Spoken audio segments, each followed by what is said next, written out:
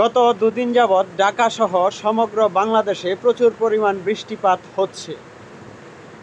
মৃদু ও ভারী বৃষ্টির কারণে জনজীবনে দুর্ভোগ নেমে এসেছে। কর্মহীন হয়ে পড়েছেন অসংখ্য মানুষ। ঢাকাসহ সমগ্র বাংলাদেশের মানুষের বিকল অবস্থা। গত দুদিনে ঢাকাসহ সমগ্র বাংলাদেশে 300+ মিলিমিটারেরও বেশি বৃষ্টিপাত রেকর্ড করা হয়েছে। সমুদ্র বন্দরগুলোতে 2 নম্বর ও 3 নম্বর সতর্কতা সংকেত দেখাতে বলা হয়েছে। আগামীকাল এই বৃষ্টিপাত ও ঝোড়ো হাওয়া আরও বাড়তে পারে বলে আশঙ্কা করছে আবহাওয়া অফিস। এদিকে ফারাক্কার বাঁধ খুলে দেওয়ার আতঙ্কে রয়েছেন অসংখ্য মানুষ। গত কয়েকদিন আগের বন্যা মোকাবেলা করতে না করতেই আবারও বন্যার পূর্বাভাস।